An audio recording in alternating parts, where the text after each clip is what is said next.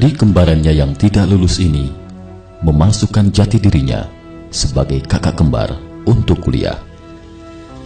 Sementara sang kakak menggantikan pekerjaan ayahnya.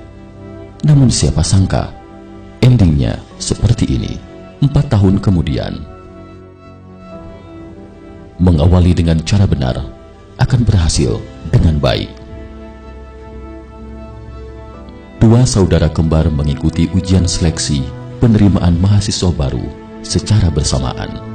Hasilnya, sang kakak kembarannya mendapat surat pemberitahuan atas kelulusannya, sedangkan adik kembarnya telah gagal. Kedua saudara kembar ini sama persis bak pinang dibelah dua. Namun, karakter dan kepribadian keduanya sangat jauh berbeda. Sang kakak pendiam dan polos, sedangkan adiknya supel dan lincah. Sang kakak kaku dalam bicara dan tidak mahir dalam mengungkapkan sesuatu secara lisan. Adiknya pandai bicara dalam meyakinkan orang lain. Sang kakak memperlihatkan surat lulusnya kepada orang tuanya, namun kedua orang tuanya yang miskin dan sakit-sakitan itu hanya diam membisu. Sementara sang adik mengunci dirinya di kamar, tidak mau makan.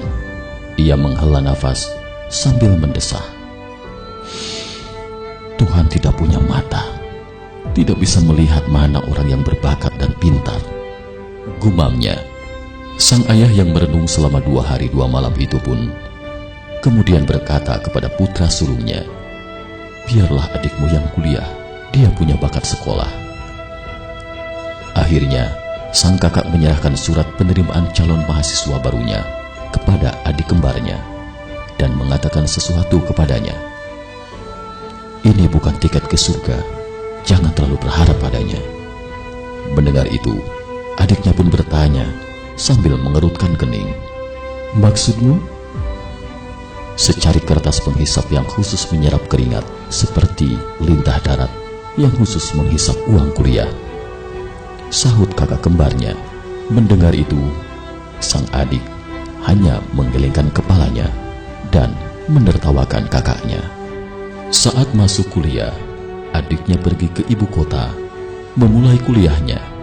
Sementara di kampung, sang kakak meminta ayahnya yang sakit-sakitan untuk istirahat di rumah, dan dia yang akan menggantikan pekerjaannya di pabrik semen.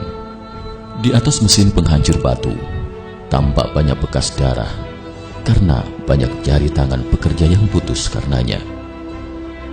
Sejak hari pertama menggantikan pekerjaan ayahnya, sang kakak pun mewujudkan mimpi indahnya. Dia menghabiskan 3 bulan waktunya memodifikasi secara teknis mesin penghancur batu itu. Dan hasilnya, selain bisa meningkatkan kualitas kerikil, juga memperbaikinya dari sisi keamanan. Kepala pabrik kemudian memindahkannya ke bagian produksi. Namun, bagian produksi yang penuh dengan debu itu menyebabkan banyak pekerja terkena silikosis, suatu penyakit saluran pernapasan akibat menghirup debu silika yang menyebabkan peradangan dan pembentukan jaringan parut pada paru-paru.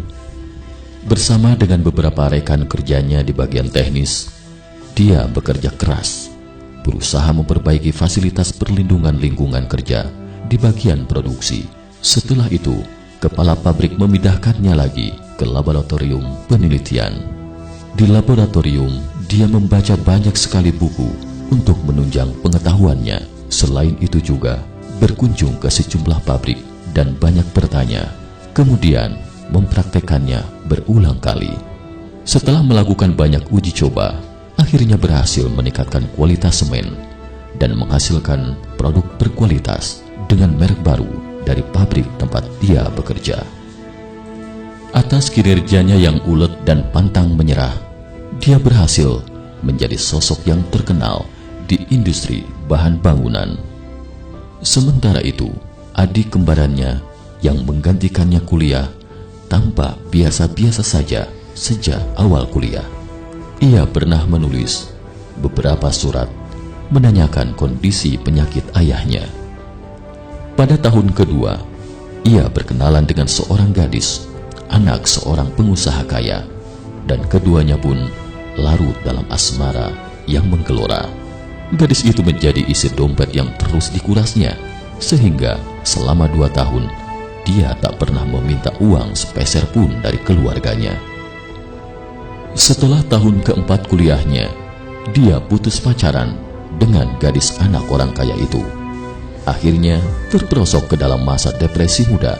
Dia larut dengan dunia mayanya, tidak bergairah kuliah, namun akhirnya bisa lulus juga, meski dengan cara yang tidak pantas, dan mendapatkan modal kerja berupa secari kertas ijazah. Dengan terombang-ambing dia mencari pekerjaan, namun selalu gagal. Akhirnya memutuskan kembali ke kampung halaman. Merasa malu karena masih terpuruk, dia tidak mau pulang menemui orang tuanya. Berkat rekomendasi dari pusat tenaga kerja, ia mencoba melamar kerja di perusahaan bergengsi yang bergerak dalam bidang bahan bangunan. Dengan susah payah, dia berhasil lolos ujian perekrutan karyawan baru. Ketika sampai pada tes wawancara di ruang direktur perusahaan, entah mengapa sang direktur justru menunda-nunda kemunculannya. Namun tak lama kemudian, sekretaris datang dan mengatakan kepadanya bahwa dia telah diterima. Tetapi sebelumnya, dia harus lebih dulu bekerja di bagian produksi pembakaran batu. Merasa tidak adil, dia meminta bertemu dengan sang direktur. Sekretaris perusahaan memberinya secari kertas yang bertuliskan sebaris kalimat, "Kalau mau ke surga, harus ke neraka dulu." Dia mendongak dan darahnya seketika berdesir melihat kakak kembarnya masuk ke ruangan, lalu duduk di atas kursi direktur. Walaupun Anda sedang berjalan menuju surga, namun tidak berarti Anda pasti akan sampai ke surga. Jangan selalu berangan-angan bisa dengan mudah mewujudkan impian Anda, karena acap kali mimpi itu seperti surga yang jauh tak terjangkau.